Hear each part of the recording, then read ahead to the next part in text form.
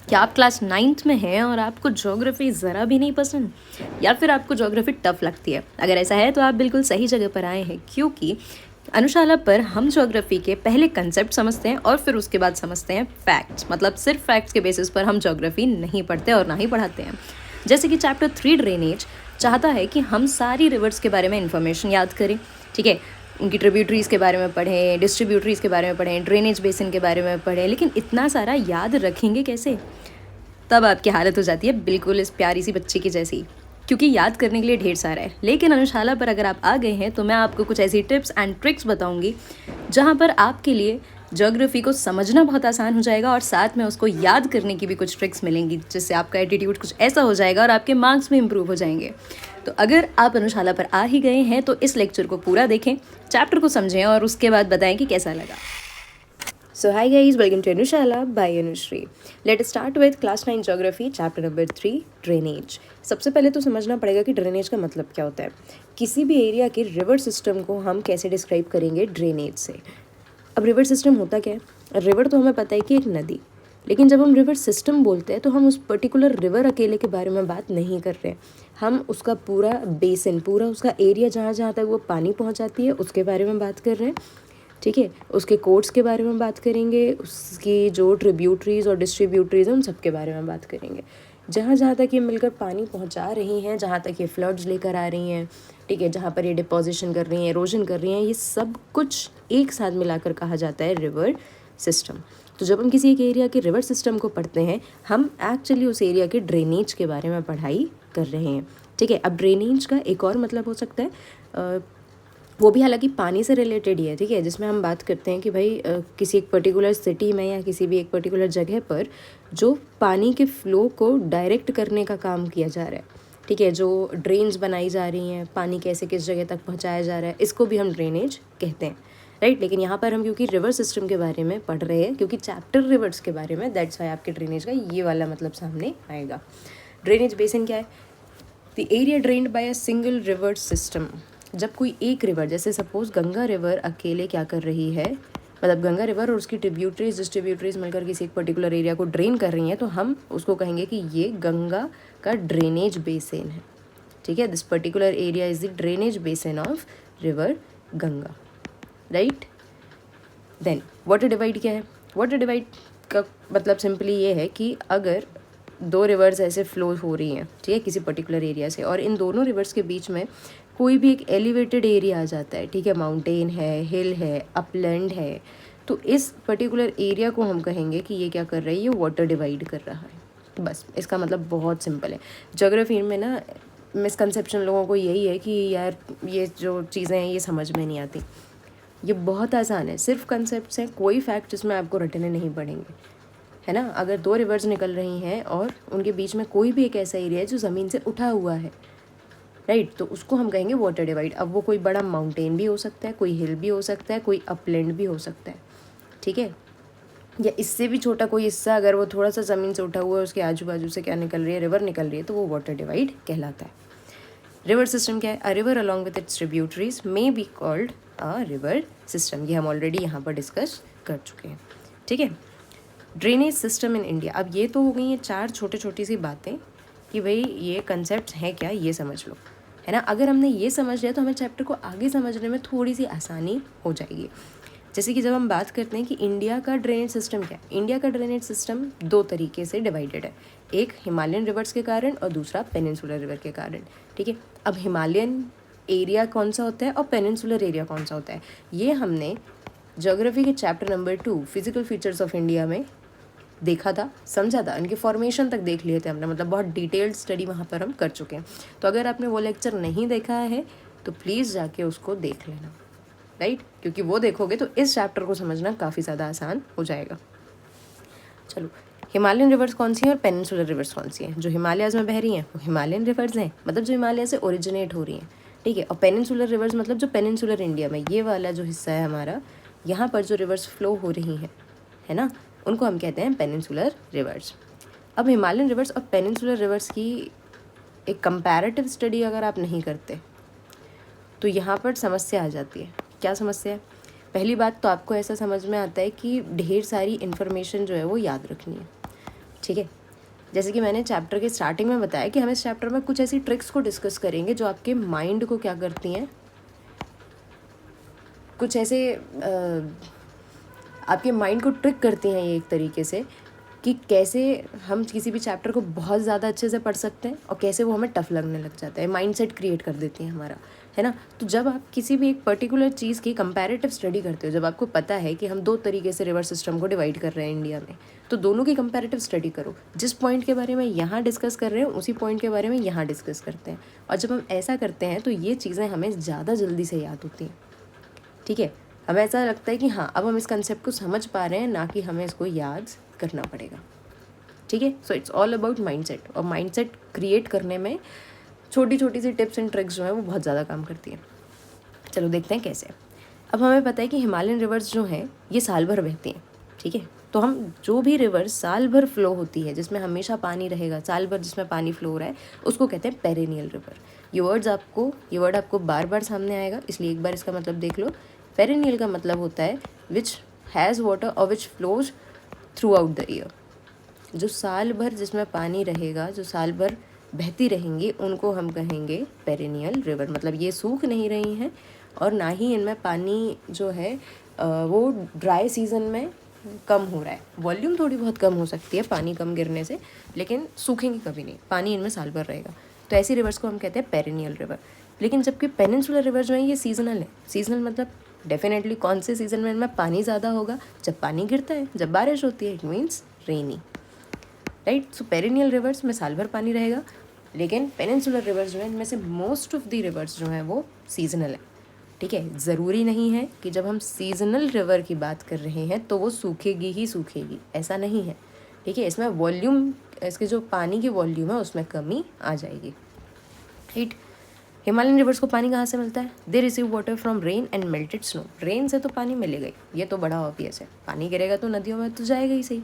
ठीक है, तो वो यहाँ पर भी मिलेगा और यहाँ पर भी मिलेगा। लेकिन पेनिनसुलर रिवर्स का जो फ्लो है वो डिपेंड करता है रेनफॉल पे, क्योंकि इनका सोर्स जो है वो कोई हिल या माउंटेन से तो ये निकली हुई है, लेकिन पानी कहाँ से आ रहा है इनमें? रेन से, राइट। बट ये रेन पर सिर्फ और सिर्फ रेन पर डिपेंडेंट नहीं होती। क्यों? क्योंकि इनका सोर्स जो है वो हिमालयाज़ के ग्लेशियर्स हैं। ठीक है, तो जब भी स्नो मेल्ट होती है पानी फ्लो होके कहाँ आता है? हिमालयन रिवर्स में। तो इनमें थ्रू आउट द ईयर जो पानी है वो मेंटेन रहता है। देन हिमालयन रिवर्स कहाँ से इमर्ज होती है? माउंटेन रेंजेस से इमर्ज होंगी। ठीक है, जहाँ पर ग्लेशियर्स जमे हुए। ग्लेशियर क्या होता है? ग्लेशियर मतलब आपके जो माउंटेन्स हैं उनके ऊपर जो बर्फ़ जमी हुई है ना, बहुत ज़्यादा बड़े एरिया में माउंटेन्स के ऊपर जो बर्फ़ जमी हुई है उसको हम कहते हैं ग्लेशियर्स, राइट। जब ये ग्लेशियर्स पिघलते हैं तो क्या होता है? इनका पानी जो है ये फ्लो होके आपकी रिवर्स में आता है और इनके फ्लो को बढ़ा देता है, या इनमें पानी की जो क्वांटिटी या वॉल्यूम जो है उसको इंक्रीज़ कर देता है। Emerges from mountain ranges cut through mountain making gorges. ठीक है, अब माउंटेन रेंजेस से क्या होता है? जब ये निकल के आती है तो माउंटेन्स को काटती हैं। हमें इतना तो पता है कि पानी बहता है तो किसी भी रॉकी सब्सटेंस को over the period of time वो क्या करेगा? कट करता जाएगा, काटता जाएगा। ठीक है, काटते जाने के कारण क्या होता है कि ऐसे गॉर्जेस बन जाते हैं। गॉर्जेस का मतलब क्या है? अगर रिवर बह रही है अपने एक ही रास्ते पर, एक ही कोर्स में, एक ही पाथ पर रिवर बह रही है, तो वो धीरे धीरे करके वहाँ के पत्थरों को काटना चालू करेगी और दोनों तरफ से, बीच में तो बहेगी और दोनों तरफ के माउंटेन्स को काट काट के गहरा कर देगी नीचे तक। ठीक है, बहुत गहरी होते चले जाएगी। उस पर्टिकुलर स्ट्रक्चर को हम कहते हैं गॉर्ज। ठीक है, वो गहरा होता जाता है तो हम उसको कहते हैं गॉर्ज। बहुत ही ज़्यादा गहरा हो जाता है तब हम उसको कहने लग जाते हैं कैनियन, राइट। ये हमारे काम का नहीं है। चलो, some originate in central highlands and flow towards west. लेकिन यहाँ की जो पेनिनसुलर रिवर्स हैं, ठीक है, इनमें से ज़्यादातर तो वेस्टर्न घाट्स में ओरिजिनेट होंगे, लेकिन कुछ जो होंगे वो सेंट्रल हाईलैंड। सेंट्रल हाईलैंड क्या है? जो आपके एमपी वाला रीजन है, छत्तीसगढ़ वाला रीजन है, इसको आप कहते हैं सेंट्रल हाईलैंड। ठीक है, यहाँ पर प्लेट्यूज जो हैं, यहाँ पर जो माउंटेन रेंजेस हैं, उनको आप कह रहे हैं सेंट्रल हाईलैंड्स। ठीक है, और ज़्यादातर कहाँ फ्लो कर जाएंगी? वेस्ट, जो सेंट्रल हाईलैंड में वो इमर्ज हो रही हैं। ठीक है, और जो वेस्टर्न घाट्स में इमर्ज हो रही हैं वो बे ऑफ बंगाल यानी ईस्ट की तरफ जाती हैं। एक सेकेंड के लिए इसको हम समझ लेते हैं यहाँ पर। हालांकि हम उसको डिटेल में देखेंगे, तो कोई ऐसी दिक्कत की बात नहीं है।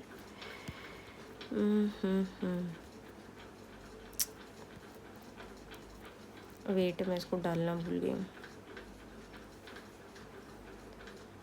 चलो मैं यहाँ समझा देती हूँ। ये हमारा पेनिनसुलर इंडिया है, ठीक है। यहाँ पर सेंट्रल आइलैंड में जो भी रिवर इमर्ज हो रही है वो इन जनरल कहाँ फ्लो होगी, वेस्ट, ठीक है, जिसमें 2 रिवर्स हैं हमारे पास, नर्मदा एंड तापी। ऑल दो कुछ और यहाँ पर रिवर्स होंगी जो वेस्ट फ्लो करेंगी, लेकिन उतनी सिग्निफिकेंट नहीं है, राइट। तो यहाँ पर हम 2 रिवर को मानते हैं जो जाकर कहाँ गिरेंगी, अरेबियन सी में, वेस्ट फ्लोइंग रिवर, ठीक है, इस डायरेक्शन में फ्लो हो रही हैं। लेकिन मोस्ट ऑफ द रिवर जो वेस्टर्न घाट में ओरिजिनेट होती हैं वो इस तरीके से कहाँ जाती हैं, बे ऑफ बंगाल में, ठीक है। इनका फ्लो जो होता है वो ईस्ट डायरेक्शन में होता है, जबकि यहाँ सेंट्रल आइलैंड में ओरिजिनेट होने वाली रिवर्स का डायरेक्शन जो होगा, फ्लो जो होगा, वो वेस्ट की तरफ जाएगा, ठीक है। आई होप इतना क्लियर है। आने वाले पार्ट्स में जब हम स्पेसिफिकली पेनिनसुलर रिवर्स को डिस्कस करेंगे तब मैं वहाँ पर आपको एक मैप के थ्रू उसको समझा दूँगी, ठीक है। So mostly originate in Western Ghat and flow towards Bay of Bengal. Even large river have reduced flow of water in channels, have short and shallower courses. ये अलग पॉइंट है, ठीक है। इवन यहाँ की जो बड़ी बड़ी रिवर्स होंगी, पेनिनसुलर रिवर्स जो होंगी, जो वॉल्यूम में बड़ी हैं बाकी रिवर से, उनका भी फ्लो जो है वो नॉन रेनी सीजन में क्या हो जाएगा, कम हो जाएगा। कारण क्या है, क्योंकि इनका सोर्स ही क्या है, रेनफॉल, ठीक है। साथ में इनके जो कोर्सेज होंगे वो शैलोअर होंगे या शॉर्टर होंगे, ठीक है। कोर्स क्या है, जैसे रिवर इस तरीके से बह रही है, ठीक है, तो हम इसको कोर्सेस कहते हैं, राइट। ये अपर कोर्स है जहाँ से निकल रही है, ये मिडिल कोर्स है जहाँ पर फ्लो हो रही है, इसकी स्पीड थोड़ी कम है, और ये लोअर कोर्स है जहाँ पर स्पीड बहुत ही कम होगी, ओल्ड एज में होंगी रिवर, ठीक है। तो इनके जो कोर्सेज हैं वो शैलो होंगे, मतलब उथले हुए होंगे, ज़्यादा गहरे नहीं होंगे, और शॉर्ट होंगे, मतलब इनकी लंबाई जो है वो भी बहुत ज़्यादा नहीं होगी, ठीक है, as compare to Himalayan rivers. Himalayan rivers बहुत इंटेंसिव इरोजनल एक्टिविटीज़ क्रिएट करती हैं, कहाँ पर, अपर कोर्स में। क्यों, क्योंकि इनकी स्पीड अपर कोर्स में बहुत ज़्यादा रहती है। ये हिमालय से निकली है, हमें पता है। अब हिमालय से जब नीचे ऐसे स्लोप पर नीचे बहकर आएंगी, तो नीचे बहकर आने पे जब आप स्लोप पे साइकिल चलाते हो तो वो बहुत ज़्यादा स्पीड में चलती है ना, इवन अगर आप पैडल नहीं भी मान रहे हो तो भी, कारण स्लोप पर स्पीड ज़्यादा हो जाती है, ठीक है। तो यहाँ पर जब स्पीड बहुत ज़्यादा हो जाएगी, रिवर का पानी अपने आप फोर्स ज़्यादा डालेगा और क्या करेगा, बहुत ज़्यादा इरोजन करेगा। बहुत ज़्यादा इरोजन करने के कारण क्या होगा, इंटेंसिव इरोजनल एक्टिविटीज़ हो जाएंगी, यहाँ के पत्थर जल्दी कटेंगे, ठीक है। यहाँ पर इरोजनल एक्टिविटीज़ के कारण माउंटेन्स में कुछ स्ट्रक्चर्स बनने चालू हो जाएंगे, ठीक है। मिडिल और लोअर कोर्स पे क्या करेगी, जो यहाँ से इरोजन करके लाई है पार्टिकल्स का, उनको डिपॉजिट यानी उनको जमाना चालू कर देगी। तो हिमालयन रिवर्स इरोजनल एक्टिविटीज़ भी ज़्यादा करेंगी और डिपोजिशनल एक्टिविटीज़ भी ज़्यादा करेंगी as compare to peninsular rivers. क्यों, क्योंकि एक तो इनके कोर्सेज जो हैं वो शैलो हैं, छोटे हैं, ठीक है। दूसरी चीज़, इनमें बहुत ज़्यादा फ्लो नहीं रहेगा क्योंकि ये रेनफॉल पर डिपेंड करती हैं, ठीक है। अब फ्लो बहुत ज़्यादा नहीं है तो इरोजन भी बहुत ज़्यादा हैवी नहीं करेंगी और डिपोजिशन भी बहुत ज़्यादा हैवी नहीं करेंगी, ठीक है।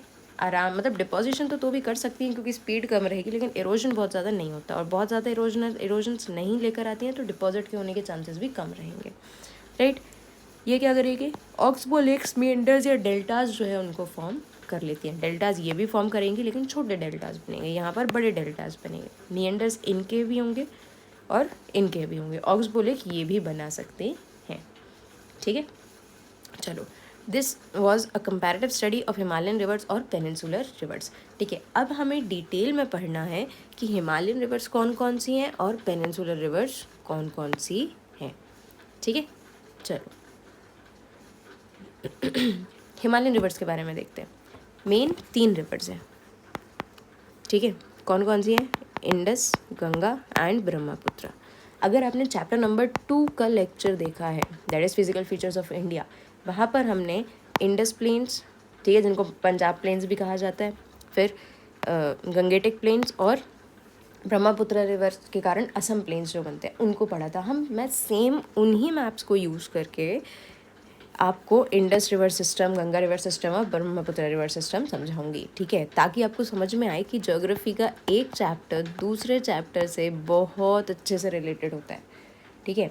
पूरी बुक का सीक्वेंस जो है वो यही दिमाग लगा कर बनाया जाता है कि जब बच्चा चैप्टर नंबर 1 पढ़ लेगा ना तो 2 उसके लिए ईजी हो जाएगा, राइट। अगर हम 2 को डिफ़िकल्ट समझ कर 3 ऐसे ही पढ़ने चले आ रहे हैं तो डिफ़िकल्ट है हमारे लिए। सो बेटर है कि जो सही तरीका है आप उससे पढ़ना चालू करें। चलो, Indus river system. Indus river system कुछ इस तरीके से दिखता है, ठीक है। सबसे पहले इसमें इंडस रिवर को ढूंढने की कोशिश करो, जो कि कहाँ पर है, यहाँ पर, ठीक है। लेकिन अगर हम सिर्फ इंडस रिवर के बारे में पढ़ रहे होते तो मैंने सिर्फ यही रिवर बनाई होती, but because we are studying about river system, मैंने उसके साथ उसकी बाकी ट्रिब्यूटरीज को भी बनाया और उसका ड्रेनेज बेसिन आपको दिखाने की कोशिश यहाँ पर की है, ठीक है। ये पूरा जो एरिया होगा ये इंडस का ड्रेनेज है, ये ड्रेनेज बेसिन है इंडस का, ठीक है। और इसी को हम कहेंगे, ये जो पूरा एक पैटर्न बना हुआ है इसको हम कहते हैं रिवर सिस्टम, राइट। अब देखते हैं कि ये कहाँ से ओरिजिनेट हो रही है। यहाँ पर आ गया आपका नेपाल, ठीक है, उसके ऊपर इधर पे है चाइना। नेपाल के पास, मतलब यहाँ नीचे, चाइना के नीचे, सॉरी, दिस इज़ नेपाल, ठीक है। नेपाल के ऊपर यहाँ पर तिब्बत है और यहाँ है चाइना।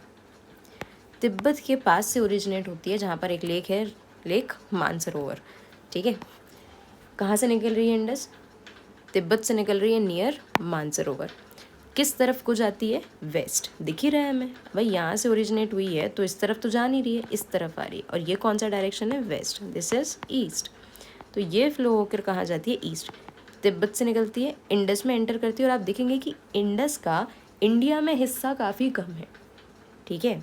ये देखो, सिर्फ इतना सा, ये वाले रीजन्स में सिर्फ यहाँ पर कौन सी रिवर है? इंडस। बाकी ये वाला भी हमारा हिस्सा नहीं है और ये वाला भी हमारा हिस्सा नहीं है। बस ये इंडिया से क्या हो रही है? फ्लो होकर पास हो जाती है। कहाँ चली जाएगी? पाकिस्तान में चली जाएगी, ठीक है। So it flows west, enters India and Ladakh. Tributaries कौन कौन सी हैं इसकी? जास्कर, नुब्रा, श्योक एंड हुंजा। अब आप कहोगे कि यहाँ तो कोई भी नहीं दिख रही। असल में ये जो हैं ये बहुत छोटी ट्रिब्यूटरीज हैं, ठीक है। इनसे भी ज़्यादा बड़ी ट्रिब्यूटरीज है जो सिग्निफिकेंट हैं, जो इनको हम बहुत ज़्यादा ध्यान रखते हैं, वो हैं ये 5: झेलम, चेनाब, रावी, ब्यास एंड सतलज, ठीक है। ये सारी रिवर्स क्या करती हैं? एक साथ इकट्ठा होती हैं यहाँ पर। देखो आप, यू कैन सी कि ये सब इंडस की ट्रिब्यूटरीज तो हैं, लेकिन ये डायरेक्टली इंडस में नहीं जाकर एक रिवर बनाती हैं, एक कॉमन जगह पर जुड़ती हैं और फिर इंडस में मिल जाती हैं। तो ये जो हिस्सा है जहाँ पर ये क्या हो रही है, जुड़ रही हैं और जाकर इंडस से मिलेंगी, वो है आपका मिठानकोट इन पाकिस्तान, ठीक है। डेफिनेटली हमें पता है कि भाई इस तरफ अरेबियन सी है और इस तरफ बे ऑफ बंगाल है। अब रिवर बहकर ही वेस्ट में जा रही है तो इसका बे ऑफ बंगाल में गिरने का तो कोई चांस है ही नहीं। कहाँ गिरेगी? अरेबियन सी में, ठीक है। तो ये सारी चीज़ें याद करने की नहीं होती। अब आप बोलोगे कि मैडम आप तो कह रहे थे कि कुछ ज़्यादा कुछ याद नहीं रखना पड़ेगा। अरे नहीं रखना पड़ेगा, अगर हमें इंडिया का मैप पता है, ठीक है, जो कि आपसे 9th स्टैंडर्ड में आकर तो एक्सपेक्ट किया जाता है कि एटलीस्ट आपको ये तो पता हो कि इधर ईस्ट में बे ऑफ बंगाल है और इधर वेस्ट में अरेबियन सी है। जब रिवर फ्लो होकर वेस्ट में आ रही है तो डेफिनेटली वो अरेबियन सी में गिरेगी, ठीक है। टोटल लेंथ इसकी कितनी है? 2900 किलोमीटर। ये याद रखने की ज़रूरत आपको नहीं है। क्यों? क्योंकि ये इन जनरल आपसे कोई भी नहीं पूछेगा, और चैप्टर में भी हमें ये क्यों समझाया गया है, ये बताया गया है ताकि आप कंपेयर कर सको कि कौन सी रिवर बड़ी है, कौन सी रिवर छोटी है, ठीक है। Even they are not expecting कि इसको रट के बैठ जाओगे आप, ठीक है। One of the longest river in the world, one of the लिखा है, दुनिया की सबसे बड़ी रिवर नहीं है, लेकिन दुनिया की सबसे बड़ी रिवर्स में से एक है, ठीक है। कौन सी? इंडस रिवर, ठीक है। तो डायरेक्शन देख लो भाई, एक बार आप ये ज़रूर देख सकते हो कि ट्रिब्यूटरीज का सीक्वेंस क्या है ना। सबसे ऊपर हम देख रहे हैं कि यहाँ से गुजर रही है इंडस, इंडिया से ही ओरिजिनेट हो रही है झेलम। मैप को ध्यान से देखने का काम है, कौन सी रिवर कहाँ से ओरिजिनेट हो पा रही है, ठीक है। चिनाब भी इसके पास से ही हो रही है, यहाँ पर बनी नहीं है, ठीक है। देन रावी, रावी भी इंडिया में ओरिजिनेट हो रही है, लेकिन आप देखेंगे कि काफ़ी कम हिस्सा इंडिया में है इनका। सबसे ज़्यादा हिस्सा इंडिया में किसका है? इधर सतलज का, ठीक है। व्यास तो यहाँ तक जाती ही नहीं है, व्यास यहीं से घूमकर इंडस सतलज में मिल जाती है, हियर यू कैन सी, ठीक है। इंडिया में ही है बस व्यास, और सतलज में मिलकर सतलज की ट्रिब्यूटरी बनकर कहाँ ज्वाइन कर जाएगी? ये इंडस में, ठीक है। सारी रिवर्स एक साथ मिलेंगी और फिर ज्वाइन कर देंगी इंडस को। So this was Indus river system. ठीक है, एक चीज़ और आपको पता होनी चाहिए, क्योंकि आप सब इंडिया और पाकिस्तान के रिलेशंस के बारे में बहुत ज़्यादा भी नहीं जानते हो, तो आपको इतना तो पता होगा कि इन दोनों नेशंस की एक साथ बहुत ज़्यादा अच्छे टर्म्स नहीं हैं। ठीक है, तो अब आपके मन में एक सवाल आना चाहिए कि जब ये रिवर्स यहाँ पे ओरिजिनेट हो रही हैं, ठीक है, या यहाँ से फ़्लो होते हुए पाकिस्तान में जाके गिर रही हैं, तो क्या ये दोनों नेशंस आपस में लड़ाई नहीं करते होंगे कि इसका पानी यूज़ कौन करेगा? मान लो इंडिया यहाँ पे डैम बना ले, इधर पे इंडस पे डैम बना ले, तो यहाँ का पानी तो रुक जाएगा। तो क्या पाकिस्तान को कोई दिक्कत नहीं होनी चाहिए? होनी चाहिए। ठीक है, और दिक्कत है भी। इसलिए इंडस रिवर के ऊपर बनी है इंडस वाटर ट्रीटी। राइट, क्या बनी है? Indus water treaty. Indus water treaty क्या कहती है कि यहाँ पर ये जो 6 रिवर हैं, ठीक है, जो पाकिस्तान में भी हैं और इंडिया में भी हैं, ठीक है, लेकिन इनका जो फ़्लो है, जो इनका डायरेक्शन है, वो तो वेस्ट है, मतलब डेफिनेटली ये कहाँ फ़्लो कर जाएंगी? पाकिस्तान में। ठीक है, तो हमने क्या किया, हमने इंडस वाटर ट्रीटी के थ्रू इन 6 रिवर्स को डिवाइड कर लिया। 3 रिवर्स का पानी जो है उसको कंट्रोल करने का या उस पर अधिकार रखने का हक किसका है? पाकिस्तान का, और 3 का इंडिया के ऊपर। ठीक है, अब कौन कौन सी हैं ये 3 रिवर? ये 3 रिवर्स जो हैं सतलज, व्यास एंड रावी, SBR, ऐसे याद रखो। ठीक है, इसको हम देख सकते हैं कि भाई इंडिया के पास क्या है? सब्र है, SBR। ये सब छोटे मोटे तरीके हैं याद करने के।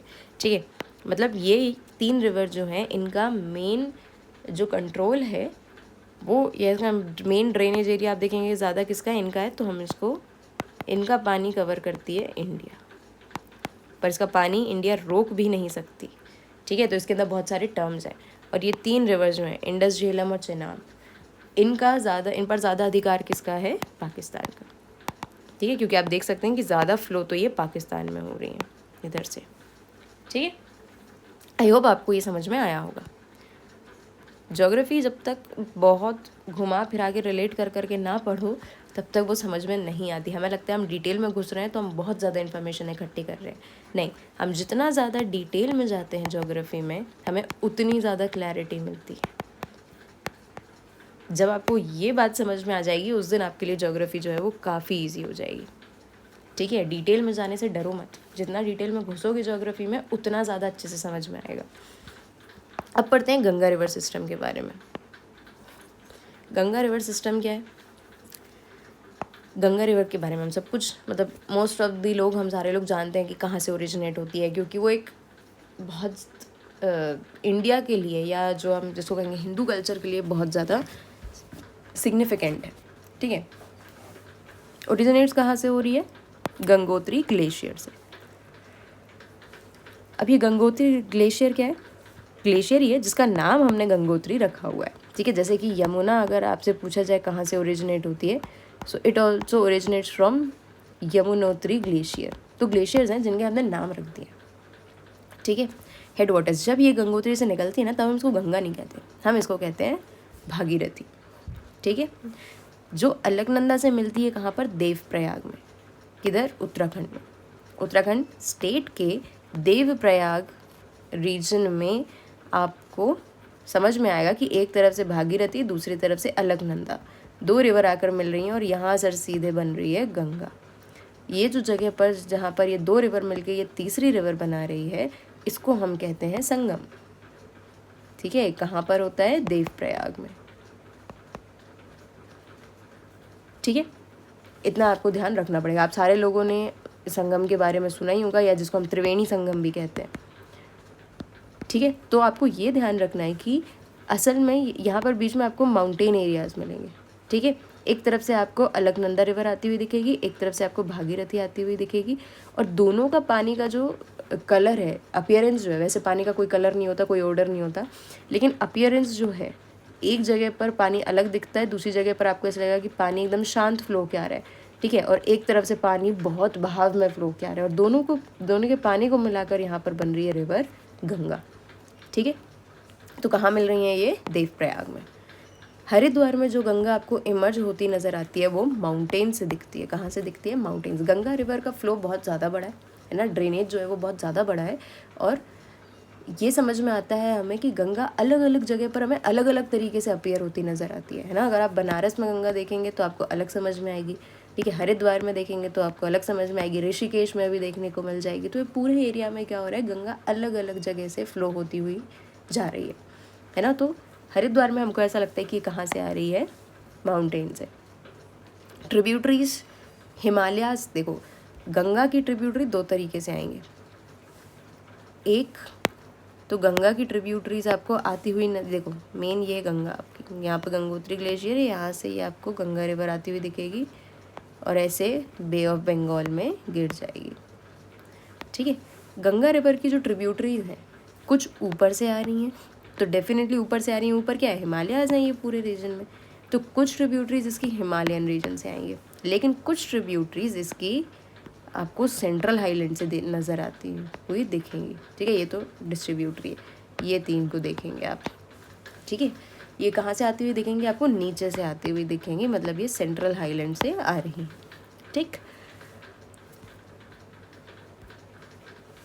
हिमालय से कौन कौन सी ट्रिब्यूटरी है, यमुना, घग्गरा, गंडक एंड कोसी। देख लो ज़रा, ये देखो यहाँ पर मैंने बताया था गंगोत्री, तो यहाँ यमुनोत्री, ये भी हिमालयन रिवर है और ये आकर ऐसे जाकर कहाँ मिल जाएगी, गंगा में, ठीक है। तो Yamuna is one of the tributary of river Ganga, ठीक। फिर आप यहाँ पर घग्गरा देख सकते हैं, गंडक देख सकते हैं और कोसी देख सकते हैं, ये सारी इसकी हिमालयन ट्रिब्यूटरीज हैं, ठीक है। अगर आप सेंट्रल हाईलैंड से आने वाली ट्रिब्यूटरीज को देखेंगे तो एक है चंबल, बेतवा एंड सोन रिवर, ठीक है। ये जो आपकी रिवर्स है हिमालय से आने वाली, डेफिनेटली ये पेरिनियल है। अभी जैसे हमने हिमालयन रिवर्स और पेनिनसुलर रिवर्स के बीच का डिफरेंस देखा, पेरिनियल है, बारिश के समय या ग्लेशियर्स के पिघलने के कारण में पानी बहुत ज़्यादा आ जाएगा, तो ये नॉर्दर्न प्लेन्स के पार्ट्स को क्या करती हैं, बार बार फ्लड कर देती हैं हर रेनी सीजन में, जिससे लाइफ ऑफ प्रॉपर्टी का बहुत नुकसान होता है। लेकिन हमें जैसे कि पता है कि भाई फ्लड्स का आने का एक पॉजिटिव इम्पैक्ट भी है कि वो क्या करती है, अच्छी जो एनरिच्ड सॉइल होती है, ठीक है, नई जो खादर होती है उसको डिपॉजिट करके चली जाती है ना। अब खादर क्या है, ये भी हमने चैप्टर नंबर 2 के नॉर्दर्न प्लेन्स वाले हिस्से में देखा था, ठीक है। आई होप आपको समझ में आ रहा होगा कि चैप्टर्स एक दूसरे से कितने ज़्यादा रिलेटेड है, ठीक है। पेनिनसुलर अपलैंड से या सेंट्रल हाईलैंड से चंबल, बेतवा और सोन ट्रिब्यूटरीज जो हैं वो क्या कर रही हैं, ऐड हो जाती हैं या जुड़ जाती हैं कहाँ पर, गंगा रिवर में, ठीक है। फ्लो ध्यान रखें, आपको समझ आना चाहिए कि ये अब ईस्ट फ्लोइंग है, बे ऑफ बंगाल में जा रही है तो ये कैसी है, ईस्ट फ्लोइंग है, जबकि इंडस जो थी वो ऐसे जाके ऐसे आ रही थी, तो डेफिनेटली वो वेस्ट में जा रही थी। गंगा इधर से आकर इधर जा रही है, राइट। तो ये पूरा जो आपको स्ट्रक्चर दिख रहा है इसको कहते हैं गंगा रिवर सिस्टम, ठीक है। हुगली क्या है, यहाँ से आती है तो दो हिस्सों में डिवाइड हो जाती है वेस्ट बंगाल में, ठीक है। एक जाती है सीधे वेस्ट बंगाल से कहाँ, बे ऑफ बंगाल में नीचे ड्रेन हो जाती है, और दूसरी बांग्लादेश में एंटर कर जाती है। फिर यहाँ से ये किस में मिल जाएगी, आपकी तीस्ता रिवर आके इधर मिलेगी, यहाँ से ब्रह्मपुत्र आ रही थी, ठीक है। और दोनों क्या करेंगे, मिलाकर गंगा और ब्रह्मपुत्र मिलाकर बनाएंगे मेघना रिवर, जो कि बांग्लादेश से बे ऑफ बंगाल में चली जाएगी, ठीक है। हुगली सीधा बे ऑफ बंगाल में जा रही है इंडिया के अंदर से, और मेघना रिवर जो है गंगा का जो एक्सटेंशन है आपके बांग्लादेश में वो कहाँ जाएगा, बांग्लादेश से बे ऑफ बंगाल में चली जाएगी। और यहाँ पर दोनों वेस्ट बंगाल और साथ में बांग्लादेश दोनों मिलाकर बनाते हैं सुंदरबन डेल्टा। सुंदरबन डेल्टा क्या है, ये यहाँ पर आप देख सकते हैं, ये जो डेल्टा स्ट्रक्चर, ये जो मतलब अलग अलग एक मेन रिवर आकर अलग अलग स्ट्रीम्स में डिवाइड हो जा रही है ना, क्योंकि यहाँ पर फ्लो बहुत कम है, बीच में डिपोजिशन बहुत ज़्यादा हो गया है, तो इस तरीके का जो स्ट्रक्चर देखने को मिलता है ये कहलाता है डेल्टा, ठीक है। सुंदरबन क्यों बोल रहे हैं भाई, इस नाम के पीछे भी एक लॉजिक है। इस एरिया में सुंदरबन डेल्टा वाले रीजन जो है, जियोग्राफिकल एरिया जो है यहाँ पर एक प्रकार के पेड़ मिलते हैं जिनको कहते हैं सुंदरी ट्री, ठीक है। तो ये जो सुंदरी ट्री हैं इनके ही नाम पर रखा गया है इस डेल्टा का नाम सुंदरबन, ठीक है। बन क्योंकि बंगाल की लैंग्वेज में बात हो रही है, ठीक है। अदरवाइज इसका मतलब जो है वो वन है, यानी फॉरेस्ट, ठीक है। जहाँ पर सुंदरी ट्री मिलते हैं वहाँ वाला फॉरेस्टेड एरिया जो कि डेल्टा बन गया है, ठीक है, by Ganga and Brahmaputra river, right. So this is all about Ganga river system. अब देखते हैं ब्रह्मपुत्र रिवर सिस्टम क्या है, ठीक है। ब्रह्मपुत्र कहाँ से ओरिजिनेट हो रही है? तिब्बत से, ईस्ट ऑफ मानसरोवर लेक। पर अभी तो हमने देखा था कि वहाँ से कौन सी रिवर ओरिजिनेट हो रही है? इंडस। तो आप इंडस रिवर सिस्टम में देखेंगे, यहाँ पर हमने देखा था मानसरोवर लेक, इसके वेस्ट से ओरिजिनेट होती है इंडस और इसके ईस्ट से ओरिजिनेट होगी आपकी ब्रह्मपुत्र, ठीक है। तो वेस्ट से ओरिजिनेट हो रही है किसके? मानसरोवर लेक के, मानसरोवर लेक के तिब्बत रीजन के मानसरोवर लेक में वेस्ट में जा रही है इंडस और ईस्ट डायरेक्शन में फ्लो होगी ब्रह्मपुत्र। जहाँ पर इसका नाम ब्रह्मपुत्र नहीं है, जहाँ पर इसका नाम क्या है? सैंगपो। यहाँ देख सकते हैं आप, ये मानसरोवर लेक, ये पूरा हिस्सा इस तरीके से, ठीक है। यहाँ से ये रिवर ओरिजिनेट हो रही है, ये पूरा सीधा सीधा जाती है, लेकिन अरुणाचल प्रदेश के पास यहाँ पर एक माउंटेन रेंज है जिसका नाम है नामचा बरवा, ठीक है, जिसका नाम क्या है? नामचा बरवा। नामचा बरवा से ये क्या करती है, इसका फ्लो जो है वो ऐसे उल्टा हो जाता है, यू टर्न ले लेती है माउंटेन रेंज के कारण, ठीक है, यहाँ पर माउंटेन रेंज के प्रेजेंस होने के कारण। तो ये ऐसे फ्लो होती जाती है ईस्ट में और फिर जाकर एक यू टर्न लेती है और इंडिया में एंटर कर जाती है। ये आपको यू टर्न ही दिख रहा है पूरा, ईस्ट में जाते जाते ये वेस्ट में मुड़ जाएगी, राइट। यहाँ से अंदर आएगी, यहाँ पर हम इसको कहेंगे दिहांग, ठीक है, अंदर आएगी असम वाले रीजन में ये जब एंटर करेगी इधर, ठीक है। तो यहाँ पर क्या होगा, देखो यहाँ से आ रही थी तो ये तिब्बत वाला इलाका है, ठीक है, ड्राई डेजर्ट एरिया, ठीक है, कोल्ड तो है पर ड्राई है, राइट। अब ड्राई है तो यहाँ पर पानी ज़्यादा फ्लो नहीं रहेगा इसके अंदर, ठीक है, मॉइस्चर उतना नहीं रहेगा। लेकिन जैसे ये इंडिया में एंटर करेगी और ये जो मेघालय और असम वाला इलाका है, यहाँ पर इसको बहुत बारिश मिलेगी, ठीक है। तो ये हिमालयन रिवर होने के बाद भी इसके अंदर रेनफॉल का, क्योंकि इंडिया के सबसे ज़्यादा हैवी रेनफॉल वाला एरिया है आपका नॉर्थ ईस्ट, ठीक है, इस पूरे इलाके से जब ये निकलती है तो इसमें बहुत ज़्यादा पानी आता है और बहुत वॉल्यूम हो जाती है। वॉल्यूम होने के कारण क्या होता है कि हर साल ये असम वाले रीजन में क्या आ जाएगी आपकी? बाढ़, ठीक है, फ्लड्स का बहुत ज़्यादा नुकसान यहाँ पर हो जाएगा। किसके कारण? ब्रह्मपुत्र रिवर के कारण, ठीक है। चलो मैप बहुत देख लिया, पढ़ते हैं एक बार। So it rises in Tibet east of Mansarovar lake, longer than Indus but major portion lies out of India। Same Indus से ज़्यादा बड़ी रिवर है ब्रह्मपुत्र, लेकिन इसका ज़्यादातर इलाका इंडस की तरह इंडिया के बाहर लाई करता है, ठीक है। फ्लोज ईस्टवर्ड्स, देखा अभी हमने, ठीक है, इस डायरेक्शन में जा रही थी पैरेलल टू हिमालयाज, ठीक है, लेकिन यू टर्न ले लेगी कहाँ से? नामचा बरवा से, ठीक है, अरुणाचल प्रदेश में एंटर करेगी जहाँ हम इसको कहेंगे Dihang, right. Joined by Dibang, Dibang इसकी ट्रिब्यूटरी है और इसको हम क्या है असल में दिहांग रहे हैं, ठीक है। लोहित एंड अदर्स, ठीक है, दिबांग और लोहित इसकी क्या है? ट्रिब्यूटरीज है। तिब्बत एक ड्राई और कोल्ड रीजन है, ठीक है, तो यहाँ पर रिवर में लेस वॉल्यूम है। क्यों है भाई लेस वॉल्यूम? क्योंकि ड्राई रीजन है तो डेफिनेटली कोल्ड डेजर्ट है ना, तो यहाँ पर क्या नहीं मिल रहा है? ज़्यादा मॉइस्चर नहीं है, और मॉइस्चर नहीं होने के कारण क्या होगा? रिवर में ज़्यादा रेनफॉल का पानी भी नहीं आएगा तो वॉल्यूम बहुत कम होगी। इंडिया में जब रिवर आती है तो बहुत ज़्यादा हैवी रेनफॉल वाले रीजन से निकलती है तो इसकी वॉल्यूम इंक्रीज हो जाती है और बहुत सारा सिल्ट जो है, ठीक है, मतलब डिपोजिशन जो है ये बहुत सारा अपने साथ लेकर आगे बढ़ती है। ब्रेडेड चैनल है कहाँ पर? असम में, जिसके कारण बहुत सारे रिवरीन आइलैंड्स बनते हैं। अब ब्रेडेड चैनल क्या है भाई? रिवर जब इस तरीके से फ्लो होती है, ठीक है, ऐसे कहीं पर भी उसका रास्ता चेंज हो रहा है, ठीक है, ये इस तरीके से अगर ब्रेड्स फॉर्म कर रही है तो इसको हम कहते हैं ब्रेडेड चैनल।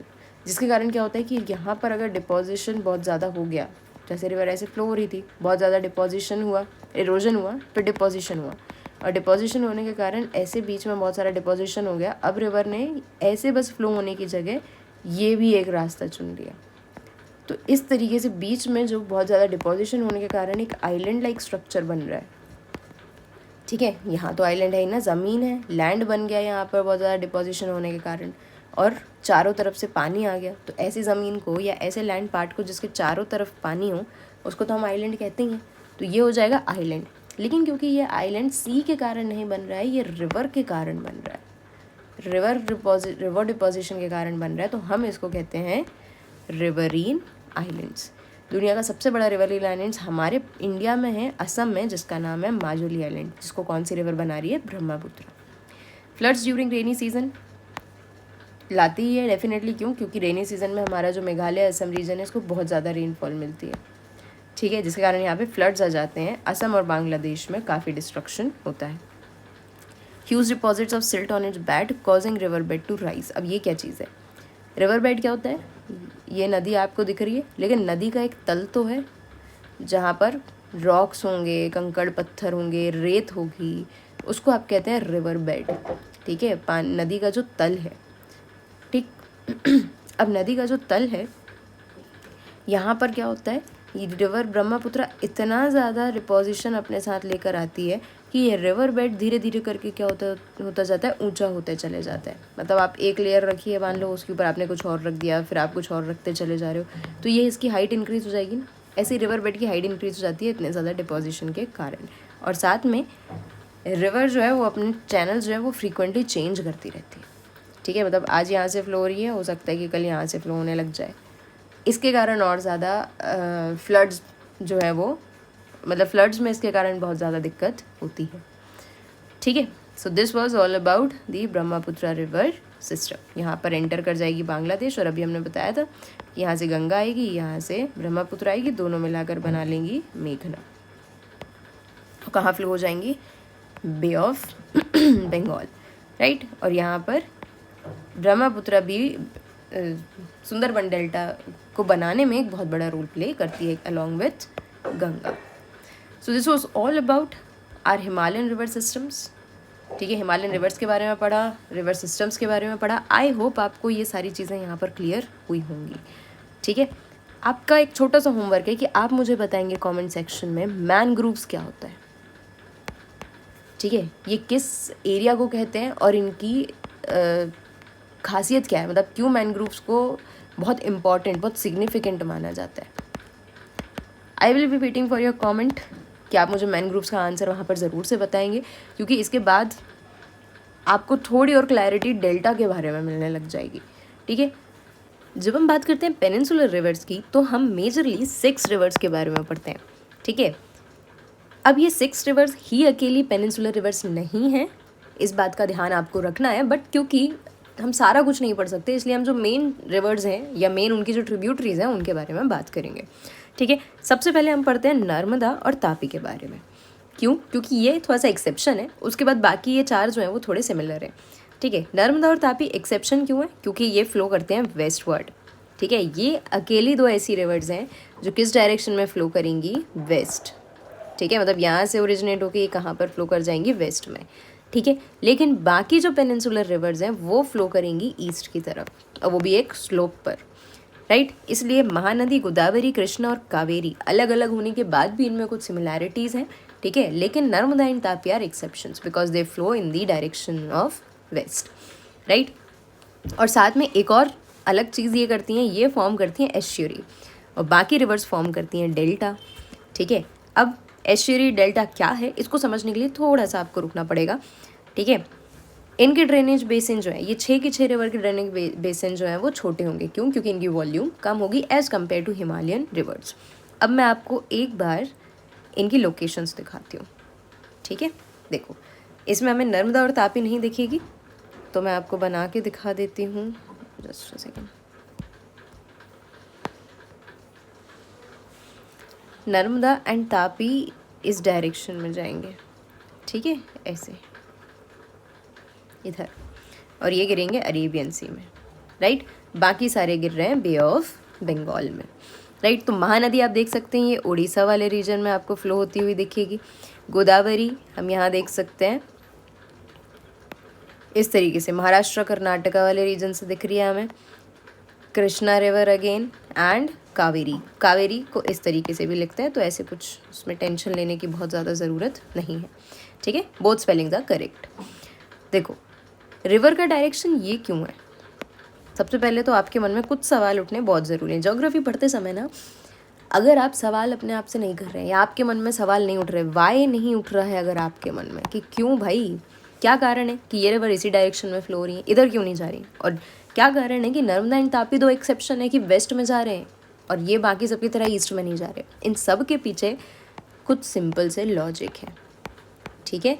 ज्योग्राफी में फैक्ट्स ज़रूर होते हैं, लेकिन हर फैक्ट के पीछे एक लॉजिक ज़रूर है, ठीक है। जब हम ये लॉजिक समझ लेते हैं ना, तो हमें फैक्ट याद नहीं करना पड़ता, वो अपने आप हमारे दिमाग में बैठ जाता है। That's the most important trick जो है ज्योग्राफी पढ़ने की, राइट। आई होप आप इसको समझ पा रहे हो कि मैं क्या समझाना चाह रही हूँ। फैक्ट के पीछे का लॉजिक पकड़ लो, तुम्हें सारा कुछ याद हो जाएगा, ठीक है। लेकिन अगर तुम बगैर लॉजिक के सिर्फ फैक्ट्स के पीछे भाग रहे हो तो then it will become a tough subject for you. देखो, कारण समझते हैं कि क्यों ऐसा हो रहा है। जो हमारे पास ये वाला हिस्सा है, ये हमारा पेनिनसुलर इंडिया है, जो हम देख सकते हैं, ठीक है। इसमें ये जो आप ब्राउन वाला हिस्सा देख रहे हैं ना, इसको हम कहते हैं वेस्टर्न घाट, ठीक है। और घाट मतलब ये माउंटेन्स है, ठीक है। चैप्टर नंबर 2, आई होप आप उसको देख कर आए हैं, तो ये आपको बहुत ईजिली समझ में आएगा, ठीक है। ये चैप्टर में पिछले चैप्टर में हमने डिस्कस कर लिया था कि ये जो ब्राउन वाले हिस्से हैं, जब ये ईस्ट तरफ है तो हम इनको कहते हैं ईस्टर्न घाट्स, और ये वेस्ट तरफ है तो हम इनको कह रहे हैं वेस्टर्न घाट्स, और इसके आसपास ये ईस्टर्न कोस्ट है और ये वेस्टर्न कोस्ट है, ठीक है। This much is very much simple. अब जो हमारा ईस्टर्न घाट है और वेस्टर्न घाट है, ये बराबर एक लेवल पर नहीं है, ठीक है। एक लेवल पर नहीं है का मतलब क्या है कि हमें लगता है कि ये एकदम ऐसे प्लेन एरिया होगा, सिंपल, ठीक है। लेकिन असल में ये इस तरीके से टिल्टेड है, ठीक है, झुका हुआ है। सीधा होना चाहिए था लेकिन झुका हुआ है। झुका किस तरफ को है? ईस्टर्न घाट की तरफ, ठीक है। मतलब कि अगर इस हिस्से को हम देखें तो ईस्टर्न घाट्स, अगर मान लेते हैं कि बे ऑफ बंगाल में कुछ तूफान आ गया, बहुत ज़्यादा खतरनाक तूफान आ गया, ठीक है, तो ईस्टर्न घाट डूब जाएंगे जल्दी से। कारण क्या है? ये वाला इलाका डूबने लग जाएगा। क्यों? क्योंकि ये स्लोपी है, ठीक है, झुका हुआ है ईस्टर्न घाट की तरफ, और वेस्टर्न घाट की तरफ झुका हुआ नहीं है। वेस्टर्न घाट इसलिए क्या हमें इमर्ज होता है कि वेस्टर्न घाट्स की हाइट ऊंची है और ईस्टर्न घाट की हाइट छोटी है, ठीक है। क्यों? क्योंकि ये जो पेनिनसुलर पार्ट है, ये ऐसा सीधा सीधा एक लेवल पर ना होकर ये हल्का तिरछा है, झुका हुआ है। किसकी तरफ झुका हुआ है? ईस्टर्न घाट की तरफ, ठीक है। तो ये नीचे होते हैं और ये ऊपर होते हैं, ठीक है। अब नीचे और ऊपर है मतलब कोई भी एक चीज़ ऊपर है और दूसरी चीज़ नीचे है, तो डेफिनेटली अगर मैं ऊपर से नीचे की तरफ देखूं तो यहाँ पर एक ऐसी स्लोप बनेगी। ये सेम स्लोप बनती है हमारे इस पेनिनसुलर पार्ट में, ठीक है। और ये सारी रिवर्स क्योंकि यहीं पर माउंटेन से, वेस्टर्न घाट से ओरिजिनेट हो रही हैं, ठीक है, ये यहाँ पे प्लेट्यू से ओरिजिनेट हो रही है, ठीक है। इसको छोड़ दो, बाकी ये जो 3 रिवर हैं ये वेस्टर्न घाट से ओरिजिनेट हो रही हैं, ठीक है। बट यहाँ से यहाँ की तरफ स्लोप है, झुकाव है एक, ठीक है, जिसके कारण ये सारी रिवर कहाँ फ्लो कर जाती हैं? ईस्टर्न घाट की तरफ, और कहाँ जाकर ड्रेन होंगी? बे ऑफ बंगाल में, ठीक है। लेकिन नर्मदा और तापी के साथ ऐसा क्यों नहीं है? क्योंकि नर्मदा और तापी जो हैं ये स्लोप में नहीं बह रही हैं, ये बह रही हैं रिफ्ट वैली में। ये किस में बह रही हैं? Rift valley. अब ये क्या नया लॉजिक है भाई? क्या चीज़ है रिफ्ट वैली? देखो, कोई फ़र्क नहीं पड़ता आप किस क्लास में, 8th 9th 10th, कभी ना कभी मैंने आपको ज्योग्राफी पढ़ाते समय प्लेट्स के बारे में डिस्कस तो ज़रूर किया होगा, ठीक है, कि कॉन्टिनेंट्स कैसे बनते हैं, माउंटेन्स कैसे बने। जिसमें हम जब फोल्ड माउंटेन्स की बात करते हैं तो हम देखते हैं कि अर्थ के ऊपर जो प्लेट्स हैं, ठीक है, मान लेते हैं ये 2 प्लेट्स हैं, जब ये एक दूसरे की तरफ मूव करती हैं तो क्या होता है? हो सकता है कि एक दूसरे से टकरा जाए। जब ये एक दूसरे से टकरा जाएंगी तो इनमें से मान लो जो प्लेट हैवी है वो नीचे की तरफ जाएगी और जो प्लेट लाइट वेटेड है, हल्की है, वो ऊपर की तरफ उठेगी, ठीक है। तो ये नीचे जाते जा रही है और ये ऊपर आते जा रही है, तो एक फोल्ड लाइक स्ट्रक्चर यहाँ पर क्रिएट हो रहा है। तो ये बन जाते हैं फोल्ड माउंटेन्स, जैसे कि बने हैं हमारे हिमालयाज़, जैसे कि बने हैं हमारे हिमालयाज़। लेकिन अगर मान लो कि ये जो 2 प्लेट्स हैं ये एक दूसरे की तरफ आने की जगह एक दूसरे से दूर जा रही हैं, ठीक है, तो ज़मीन के अंदर मतलब जो क्रस्ट होगा उसमें एक गड्ढा होना चालू हो जाएगा, ठीक है, उसमें दरार आनी चालू हो जाएगी, और ये जो दरार होगी ये गहरी होती चली जाएगी जब ये प्लेट्स एक दूसरे से दूर खिसकती जाएंगी, ठीक। तो ये जो दरार बन रही है, जो गड्ढा बन रहा है ज़मीन के अंदर, ये जो लंबा बनेगा एक वैली लाइक स्ट्रक्चर, जैसे वी शेप में बन जाएगा, ठीक है, इसको आप कहते हैं रिफ्ट वैली। इसको आप क्या कहते हैं? रिफ्ट वैली, ठीक है। तो नर्मदा और तापी ये स्लोप के कारण ईस्ट में क्यों नहीं जा पा रही? क्योंकि असल में ये सतपुड़ा और विंध्यास के आसपास वाला जो रीजन है वहाँ की प्लेट्स के बीच में क्या कर रही हैं? वहाँ की प्लेट्स के बीच में ये रिफ्ट वैली में फ्लो हो रही हैं, ठीक है, कहाँ फ्लो हो रही हैं? Rift valley. ठीक है, जिसके कारण क्या होता है, रिफ्ट वैली में जब ये फ्लो होती हैं तो ये रिफ्ट वैली के डायरेक्शन में चलती हैं, और रिफ्ट वैली का डायरेक्शन कौन सा है? वेस्ट। ठीक है, सो आई होप आपको सिंपल सा लॉजिक समझ में आया होगा कि नर्मदा और तापी वेस्ट में क्यों जा रहे हैं और ये बाकी रिवर ईस्ट में क्यों जा रहे हैं। ठीक है, अब यहाँ पर आप देख सकते हैं कि ये रिवर फ्लो होते समय जब ये वापस यहाँ आती हैं तो ये बना लेती हैं डेल्टाज। ये क्या बना रही हैं? डेल्टाज। क्यों बना रही हैं डेल्टाज? डेल्टाज इसलिए बनाती हैं, डेल्टाज बनते हैं हमेशा रिवर के लोअर कोर्स में। ठीक है, मतलब रिवर जब समुद्र से या सी से या किसी भी दूसरी वाटर बॉडी से मिलने वाली है, ठीक है, उसकी जो स्पीड है वो काफ़ी ज़्यादा कम है, और स्पीड कम होने के कारण डिपोजिशन ज़्यादा होता है। ठीक है, डिपोजिशन ज़्यादा हो रहा है तो डेल्टास फॉर्म हो जाते हैं। ठीक है, इसलिए यहाँ पर बन रहे हैं डेल्टास, और बीच में क्योंकि जगह भी है यहाँ पे रिवर्स के फ्लो होने के लिए। ठीक है, लेकिन नर्मदा और तापी जो हैं ये बनाएंगी एस्चुरी। एस्चुरी क्या होती है? मान लो यहाँ से रिवर ऐसे फ्लो हो रही थी और यहाँ तक माउंटेन्स है। ठीक है, मान लेते हैं यहाँ तक माउंटेन्स है या कोई भी हाईलैंड एरिया है, और यहाँ से रिवर फ्लो के आ रही है। अब ये जो पानी ड्रेन होगा ऊपर से, ऊंचाई से जब ये गिरेगा तो एक वाटरफॉल लाइक स्ट्रक्चर बनाएगा, और ये जो नीचे वाला हिस्सा होगा, है ना, ये वाले हिस्से में काफ़ी ज़्यादा गहरा एरिया क्रिएट हो जाएगा। ठीक है, आपको ऊपर से ये ऐसे लेक जैसी नदी जैसी दिखेगी, लेकिन ये जो गहराई है यहाँ पर ज़्यादा बढ़ जाएगी। इस हिस्से को कहते हैं एस्चुरी। ठीक है, ये ऊंचाई से गिरने पर, पानी ऊंचाई से गिरने पर बना लेगा नीचे एस्चुरी। ठीक है, लेकिन जब यहाँ तक मान लो ज़मीन चल रही है जिस पे रिवर बह के आ रही है और यहाँ पर ओशन है, तो जब ये इस पे इस तरीके से ऐसे पानी यहाँ से बीच से बहने लगेगा डिपोजिशन के, तब इस स्ट्रक्चर को आप कहते हैं डेल्टा। ये कहीं ऊपर से नहीं गिर रहा है, सेम लेवल पर पानी जो है वो जाकर अलग अलग स्ट्रीम्स में बट के बड़ी वाटर बॉडी में चला जा रहा है, तो ये बन जाएगा डेल्टा। ठीक है, तो ईस्ट वर्ड जाने वाली सारी रिवर्स बना रही हैं डेल्टा, और वेस्ट वर्ड जाने वाली दोनों रिवर बना रही हैं एस्चुरी। ठीक है, चलो, कॉम्प्लेक्स नहीं था, लेकिन 4-5 कंसेप्ट यहाँ पर समझाने पड़े। इसलिए अगर आपको ऐसा लग रहा है कि ये थोड़ा सा आपके लिए टफ हो गया है, कॉम्प्लेक्स लग रहा है, तो आप इसको दोबारा से देखें, एक बार रिवाइंड करें और फिर से एक बार आराम से देखें तो क्लैरिटी आ जाएगी।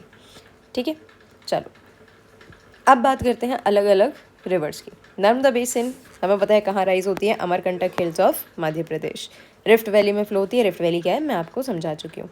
ठीक है, मोस्ट ऑफ द लोग में से, मतलब हम लोगों में से ज़्यादातर लोग इस जगह को विजिट कर चुके हैं, जिसको हम कहते हैं धुआंधार फॉल्स ऑफ मध्य प्रदेश। ठीक है, या जिसको जो कहाँ लाई करता है, भेड़ाघाट में लाई करता है। ठीक है, भेड़ाघाट कहाँ है? जबलपुर। ठीक है, यहाँ पर मतलब देखने लायक क्या है? यहाँ पर देखने लायक है मार्बल रॉक्स। ये जो आपको माउंटेन्स दिख रहे हैं ये असल में क्या है? मार्बल्स हैं, संगमरमर के चट्टान है। ठीक है, कौन सा रॉक हमें यहाँ देखने को मिलता है? मार्बल। ठीक है, आप देख सकते हैं ये जो ये वाला जो हिस्सा है ये एक तरीके से वाटर डिवाइड की तरह भी काम कर रहा है। क्यों? क्योंकि दोनों तरफ से नदी बह रही है, लेकिन दो अलग अलग नदियाँ नहीं हैं, एक ही नदी के हिस्से हैं। ठीक है, और दूसरी चीज़ आप देखेंगे कि ये गॉर्ज भी क्रिएट कर रहा है ना। ये जो वाला हिस्सा है, बीच में से पानी बह रहा है और दोनों तरफ के माउंटेन्स को ये नीचे से काटते चले जा रहा है ना। आज से कई 100 सालों बाद अगर आप भेड़ाघाट की फ़ोटो को देखते हैं या अगर आप भेड़ाघाट को विटनेस कर पाते हैं तो आपको समझ में आएगा कि ये जो चट्टान है इसकी साइज़ और छोटी हो जाएगी। कारण क्या है? और इसकी गहराई बढ़ती चली जाएगी। क्यों? क्योंकि पानी जब फ्लो करता है तो ये इरोजन करता है। ठीक है, और ये इरोजन के कारण क्या होता है कि गॉर्जेस जो हैं वो और ज़्यादा डीप होते जाते हैं। Right, short tributaries and join Narmada at right angles. ठीक है, नर्मदा की जो ट्रिब्यूटरीज हैं वो शॉर्ट हैं, छोटी हैं, ज़्यादा बड़ी बड़ी ट्रिब्यूटरीज नर्मदा की नहीं है। ठीक है, और साथ में नर्मदा को ज़्यादातर, जैसे मेन रिवर ये फ्लो हो रही है तो इसको ज़्यादातर ऐसे राइट एंगल पे क्या किया जाता है? जॉइन किया जाता है। समझ में आया? राइट एंगल पे जॉइन करने का मतलब क्या है? ये असल में ड्रेनेज पैटर्न बता रहा है, जिसको चैप्टर में बहुत डिटेल में डिस्कस नहीं किया गया है ना। जहाँ पर ऐसे राइट एंगल्स पे अगर मान लो ट्रिब्यूटरीज मिलती हैं एक दूसरे से, मेन रिवर से, इसको हम कहते हैं रेक्टेंगुलर या एंगुलर ड्रेनेज पैटर्न। राइट। जैसे कि हमने जैसे कि अगर आप गंगा रिवर का ड्रेनेज पैटर्न देखेंगे तो इट्स लाइक दिस, है ना, ऐसे फैला हुआ है पूरा, तो इसको डेंड्रिटिक ड्रेनेज पैटर्न बोलते हैं। ऐसे 16-17 प्रकार के ड्रेनेज पैटर्न होते हैं। हालांकि हमारे चैप्टर में ज़्यादा फोकस नहीं किया गया है, इसलिए हम बहुत डिटेल में नहीं जाएंगे, है ना। गंगा रिवर सिस्टम के बारे में पूछता है और किसके बारे में पूछेगा, आपके नर्मदा बेसिन के बारे में, इसलिए मैंने इन दोनों के बारे में आपको बता दिया। ठीक है, नर्मदा रिवर कहाँ कहाँ फ्लो हो रही है जनरली, एमपी और गुजरात के पार्ट्स में। ठीक है, मेन कहाँ पर है, एमपी एंड गुजरात रीजन में। ठीक, तापी बेसिन की बात करें तो ये कहाँ से ओरिजिनेट हो रही है, सतपुड़ा रेंजेस से। ठीक है, सतपुड़ा रेंजेस कहाँ है, जहाँ हम देखते हैं कि मान लो ये एमपी है तो यहाँ ऊपर हमको देखने को सतपुड़ा और फिर विंध्यास देखने को मिलते हैं, और इनके बीच में से फ्लो होती है आपकी रिवर नर्मदा। ठीक है, कहाँ पर, Betul district of MP. Flows in rift valley parallel to Narmada, मतलब ऐसे अगर नर्मदा फ्लो हो रही है तो उसी के साथ ऐसे पैरेलली कौन फ्लो हो रही है, तापी। ठीक है, but is shorter than Narmada, covers part of Madhya Pradesh, Gujarat and a bit of Maharashtra. ठीक है, पूरे पूरे इलाके कवर नहीं हो रहे। ठीक है, इतना ध्यान रखना, कुछ एरियाज को ड्रेन करती हैं इन पर्टिकुलर स्टेट्स के। गोदावरी बेसिन की अगर हम बात करें तो ये लार्जेस्ट पेनिनसुलर रिवर है, पेनिनसुला की सबसे बड़ी रिवर, इसलिए हम इसको दक्षिण गंगा भी कहते हैं, क्योंकि इसकी वॉल्यूम गंगा जैसी दिखती है पर उतनी वास्ट तो नहीं है। ठीक है, वेस्टर्न घाट से ओरिजिनेट होती है, कहाँ से, महाराष्ट्र के नासिक डिस्ट्रिक्ट से। ठीक है, महाराष्ट्र के नासिक डिस्ट्रिक्ट से। लेंथ कितनी है, 1500 किलोमीटर्स। कहाँ गिरेगी, बे ऑफ बंगाल। अब ये तो चीज़ें हम देख ही चुके हैं। ठीक है, वेस्टर्न घाट में ओरिजिनेट हो रही है। अब अगर आपको इंडिया का मैप याद है, ठीक है, तो आप जब इस प्रकार से, जैसे देखो मैंने तो यहाँ पे पॉलिटिकल मैप बनाया नहीं, लेकिन मैंने आपको बताया ना कि ये अराउंड महाराष्ट्र रीजन से निकलेगी। ठीक है, फिर कृष्णा भी महाबलेश्वर रीजन से निकलेगी, कावेरी और जो दूसरी रिवर्स आपको देखने को मिलेंगी वो कौन कौन से पर्टिकुलर स्टेट्स को ड्रेन कर पाएंगे ना। यहाँ पर तमिलनाडु है, यहाँ पर आंध्र प्रदेश है। ये सब हमें कैसे पता चल रहा है, हमें इंडिया का मैप याद होना चाहिए। तो अगर आपको इंडिया का मैप याद है तो आपको ये ओरिजिनेट कहाँ से हो रही हैं वो याद रखने में ज़्यादा दिक्कत नहीं होगी। ठीक है, तो सबसे पहले आपको क्या याद करना है, एटलीस्ट आप इंडिया के पॉलिटिकल मैप को ज़रूर से याद करें, क्योंकि उससे काफ़ी आसान हो जाएगा इनको याद रख पाना। ठीक है, और लोकेट करना भी ईजी होगा, अगर मैप वर्क में आ जाता है तो भी ईजी होगा आपके लिए लोकेट कर पाना। महाराष्ट्र को कवर करेगा, a bit of MP, Orissa, Andhra Pradesh. ठीक है, देखो महाराष्ट्र को तो कवर कर ही रहा है। ठीक है, एमपी उड़ीसा क्यों लिखा हुआ है, क्योंकि ये जो स्ट्रक्चर है ये मैंने आपको समझाने के लिए थोड़ा सिंपल बनाया है। ठीक है, लेकिन रिवर ऐसी पूरी सीधी तो फ्लो होगी नहीं ना, it will flow like this, ऐसे मियंडर्स बनाकर फ्लो होती है। ठीक है, तो मध्य प्रदेश का जो सदर्न एरिया है बहुत छोटा, नीचे का जो हिस्सा है उसमें थोड़ा सा कहाँ जाती है रिवर, गोदावरी उड़ीसा रीजन में जाएगी और आंध्र प्रदेश में जाकर ड्रेन हो जाएगी बे ऑफ बंगाल में। ट्रिब्यूटरीज कौन सी हैं इसकी, Purna, Wardha, Pranhita, Manjra, Wainganga and Penganga. ठीक है, जिसमें से ज़्यादातर आपसे वेन गंगा या पेन गंगा पूछा जाता है। ठीक है, और नहीं तो आपसे वर्धा पूछा जाता है या पूर्णा। प्राणहिता और मंजरा पे कभी उतना ज़्यादा क्या बोलूँगा फोकस करते हुए मैंने एग्जाम पैटर्न पे देखा नहीं है। ठीक है, तो ये क्वेश्चन ओरिजिनेट कैसे होते हैं, ये आपके एमसीक्यूज़ में ओरिजिनेट होंगे, कोई भी इनको मैप में मार्क करने आपको नहीं देगा। ठीक है, क्यों, क्योंकि इंडिया के मैप में हम गोदावरी मार्क कर लेंगे वही बड़ी बात है, उसकी ट्रिब्यूटरीज मार्क करने नहीं दी जाएंगी। तो इसको प्रिपेयर किस हिसाब से करना है, एमसीक्यू के हिसाब से करना है। ठीक है, कि आपको अगर 4 ऑप्शन दे दिए गए A B C D तो आप बता सको कि इनमें से कौन सी गोदावरी की ट्रिब्यूटरी नहीं है, ठीक है, या फिर है। राइट, तो इसको प्रिपेयर कैसे करना है, एमसीक्यू की तरह, ठीक है, ना कि मैप वर्क की तरह। So it is also known as Dakshin Ganga. ठीक है, चलो महानदी बेसिन देखते हैं भाई, कहाँ से निकलेगी, हाईलैंड्स ऑफ छत्तीसगढ़। हाईलैंड्स मतलब प्लेट्यू, ज़मीन से उठा हुआ हिस्सा, माउंटेन नहीं है, माउंटेन रेंजेस नहीं है, लेकिन हाईलैंड्स है, प्लेट्यू है। कहाँ का, Chhattisgarh. Flows through Orissa and drains in the bay of Bengal. Length कितनी है, 860 किलोमीटर, आप देख सकते हैं काफ़ी कम है ना। Covers part of Maharashtra, Chhattisgarh, Jharkhand and Orissa. ठीक है, अब झारखंड ऊपर है, राइट, तो मतलब कि सदर्न झारखंड का थोड़ा सा हिस्सा और फिर बाकी नीचे वाले स्टेट्स का। कृष्णा बेसिन कहाँ से निकलेगा भाई, सॉरी कृष्णा रिवर कहाँ से निकलेगी, Mahabaleshwar mountain ranges of Maharashtra. Length 1400 kilometres. Drains in bay of Bengal देख चुके हैं हम। ट्रिब्यूटरीज कौन सी है, तुंगभद्रा, कोयना, घाटप्रभा, मूसी एंड भीमा। तुंगभद्रा और कोयना याद रखना ज़्यादा ज़रूरी है, बाकी सबको भी आप MCQ की तरह प्रिपेयर करेंगे, right. Covers part of Maharashtra, Karnataka and Andhra Pradesh, right. जितने जल्दी इंडिया का मैप याद हो जाए, जितने जल्दी रिवर्स की बेसिन को आप याद कर लेंगे, उतना ज़्यादा इजी आपके लिए होगा, ठीक है। अब जैसे ये वाला जो हिस्सा है ना, इसको कैसे याद करोगे, इसको याद करो माइंड मैप की मदद से। मैप तो याद करना ही है, माइंड मैप बनाओ और इसको दिन में 10 बार देखो, 5 बार देखो, ठीक है। देखने मात्र से अगर आप ध्यान से 5-10 मिनट बैठ के इसको देख लेते हैं तो काफ़ी कुछ जो है वो आपकी मेमोरी में फिट हो जाएगा, ठीक है। अब तुम अगर इतनी भी काम चोरी करना चाहते हो कि मैडम ये क्या बात हुई, 4-5 बार तो मैं नहीं देख सकता इसको, तो फिर ठीक है, तुम छोड़ दो इसको, ठीक है। शॉर्टकट्स किसी भी प्रकार के नहीं हैं आपके पास, बस हाँ मैं आपको याद करने के, समझने के, पढ़ने के तरीके बता सकती हूँ। I am not here to tell you any kind of shortcuts, ठीक है। शॉर्टकट्स अभी से पकड़ना चालू करोगे तो फिर वैसे भी मेहनत आगे तुमसे होनी नहीं है, राइट। तो बेटर है कि शॉर्टकट्स के पीछे मत जाओ, सही तरीके ढूंढो कि भाई हम कैसे चीज़ों को अगर हमें एग्जाम पॉइंट ऑफ व्यू से याद रखना है तो कैसे रख सकते हैं, ठीक है। Kaveri basin rises from Brahmagiri range, ये कैसे याद करेंगे भाई, कौन सी रिवर कहाँ से ओरिजिनेट हो रही है, इसको याद करोगे मैच द कॉलम के फॉर्म में। जैसे 4th 5th में पढ़ाते थे ऐसे मैच द कॉलम बना देते थे, ऐसे मैच द कॉलम्स बनाओ, सामने सामने लिखो एक टेबल बनाकर कि कौन सी रिवर कहाँ से ओरिजिनेट हो रही है, कौन सी माउंटेन रेंज से ओरिजिनेट हो रही है, ठीक है। उसको देखो 4-5 बार तो वो आपको याद हो जाएगा, ठीक है। और एक और अच्छा तरीका है कि अगर आप याद कर चुके हैं तो सेकंड स्टेप ये होगा कि भाई अपनी एटलस खोलो, पेंसिल लेके बैठो और रिवर के पूरे डायरेक्शन को, रिवर के पूरे फ्लो को क्या करो, मार्क करो, तो अपने आप समझ में आ जाएगा कि कहाँ से ओरिजिनेट हो रही है, कहाँ को फ्लो हो रही है, ठीक है। इतना है कि बस तुम्हें एक बार एटलस लेके बैठना तो पड़ेगा, ठीक। यहाँ पे अगर आप आलस कर दे रहे हैं, यहाँ पे अगर आप काम नहीं करना चाहते हैं तो फिर नहीं हो पाएगा। बाकी अगर आप ये सारी ट्रिक्स फॉलो करें, अगर आप इनको सही तरीके से कि भाई किसको MCQ की तरह पढ़ना है, किसको मैप की तरह पढ़ना है, किसको माइंड मैप बना के पढ़ना है, तो आपके लिए लर्न करना ईजी है, ठीक है।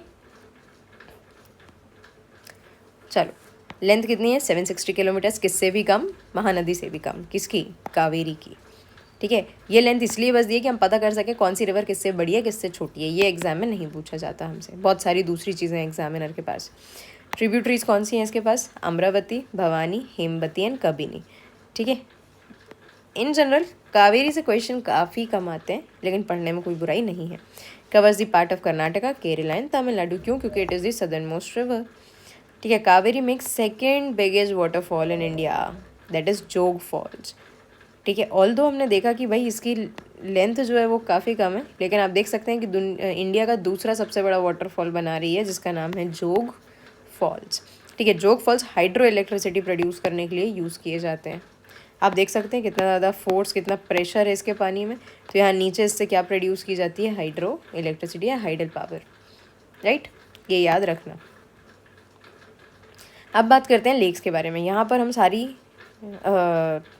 पेनिनसुलर रिवर्स को डिटेल में डिस्कस कर चुके हैं, काफ़ी ज़्यादा ही डिटेल में डिस्कस कर लिया हमने, ठीक है। क्योंकि आपको कुछ बेसिक चीज़ें यहाँ पर बतानी पड़ गई हैं ना, समझानी पड़ गई।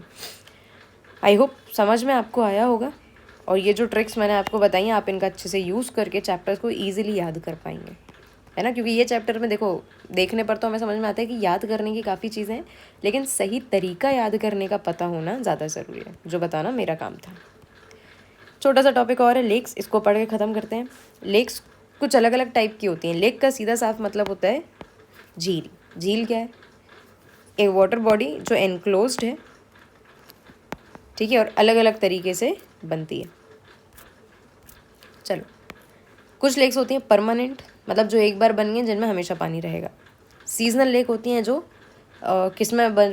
सीजनल लेक रेनी सीजन में बन जाएंगी, ठीक है। ड्राई या सेमी एरिड रीजन्स में, एरिड का मतलब होता है ड्राई, ऐसे रीजन्स में जब इनलैंड ड्रेनेज होता है। इनलैंड ड्रेनेज का मतलब क्या है, जैसे मान लो कि यहाँ पर स्लोप है, यहाँ पर भी स्लोप है, इधर से भी स्लोप है, इधर से भी स्लोप है, सब जगह से पानी जो है वो क्या हो रहा है, फ्लो होकर आ रहा है, और ऐसे नीचे एक हिस्सा है उसमें भर जा रहा है, तो इसको आप इनलैंड ड्रेनेज कहोगे, ठीक है, सब तरफ से पानी आ रहा है क्योंकि स्लोप है, और निचला जो एक हिस्सा बच रहा है, नीचे लेवल का जो हिस्सा है, उसमें आकर सारा पानी भरता जा रहा है।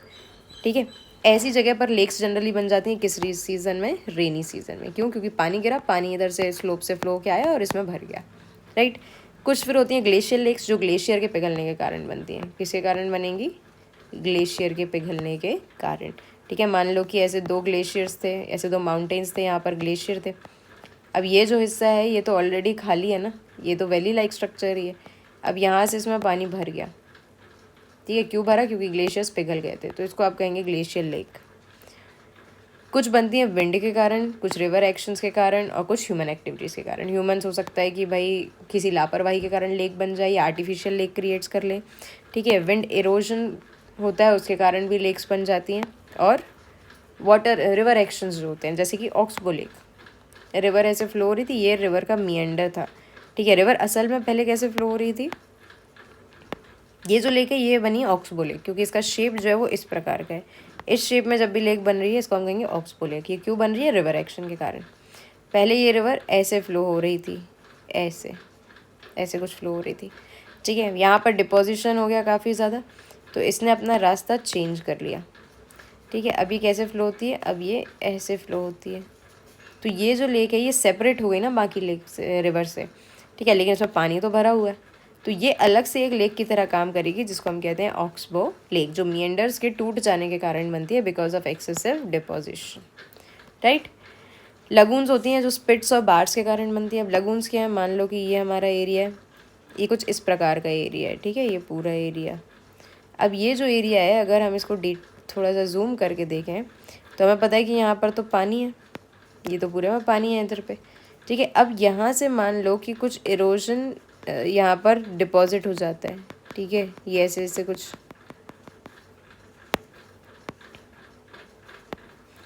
मान लो कि यहाँ पर क्या हो गया, इस तरीके से डिपोजिशन हो गया। तो यहाँ तो पानी पहले से था, ठीक है, क्योंकि ये अंदर को घुसा हुआ एरिया है और पहले से यहाँ पर वाटर था। लेकिन अगर डिपोजिशन हो गया तो ये बाकी जगह से तो सेपरेट हो गया।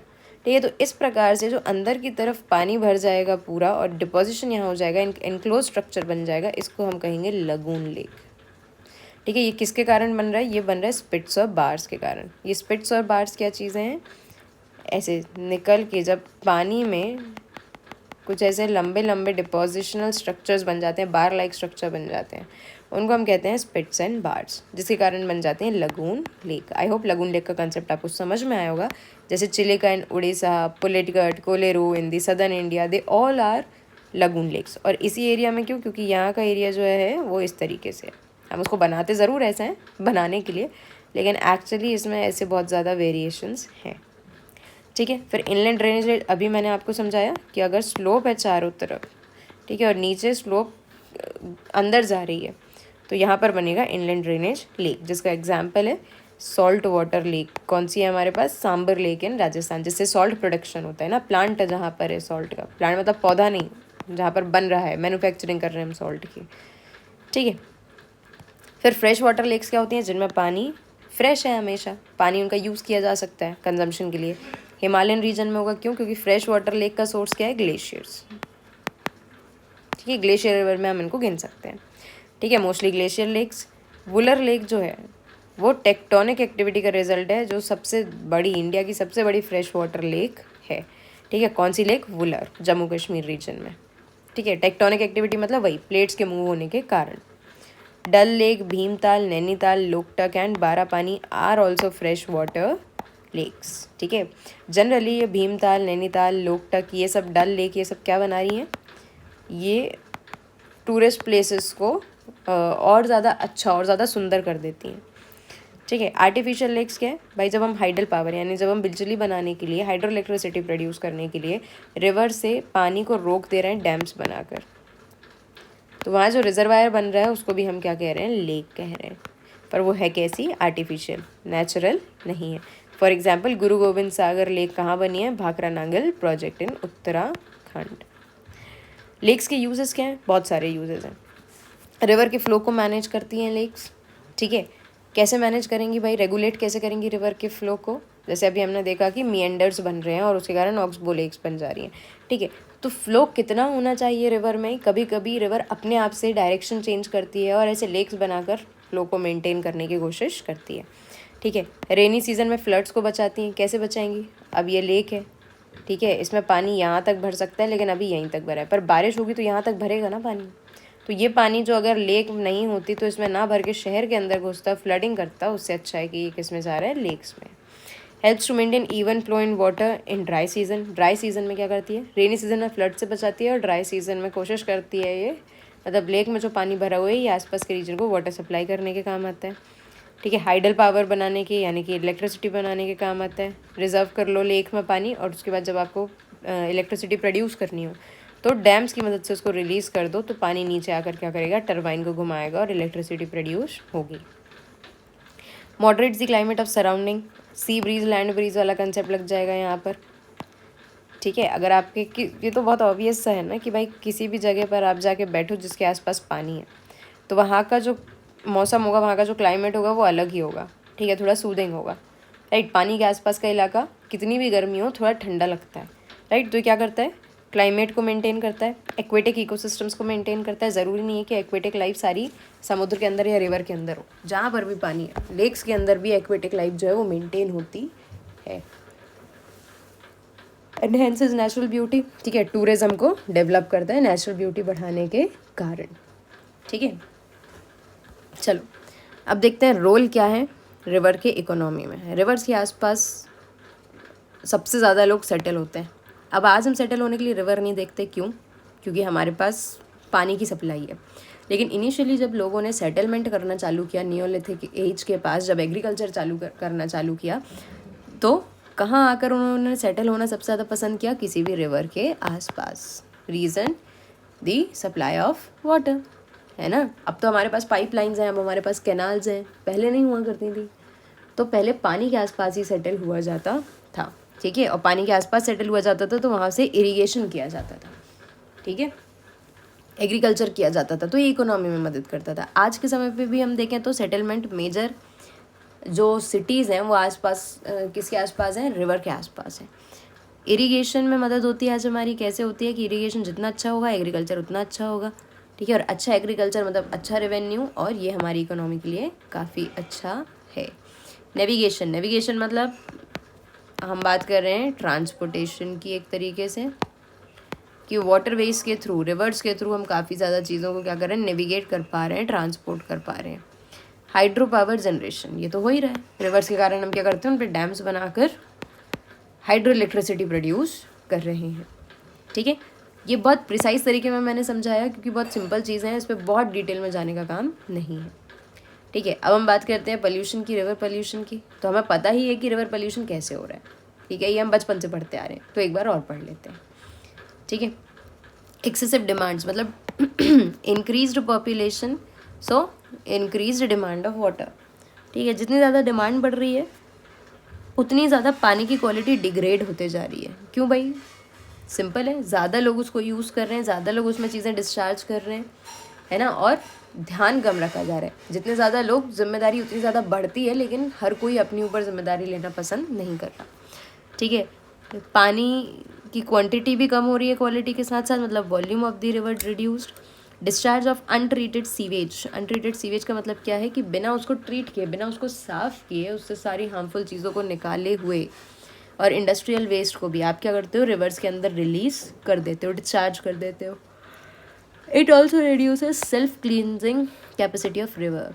ठीक है, इससे बाकी एक्वेटिक लाइफ को तो नुकसान है ही, पानी की क्वालिटी को नुकसान है, केमिकल्स उसके अंदर जा रहे हैं, है ना। साथ में रिवर की जो सेल्फ क्लींजिंग कैपेसिटी है, मतलब कि रिवर्स के पास एक कैपेसिटी होती है कि वो अपने पानी को खुद क्लीन कर सकें।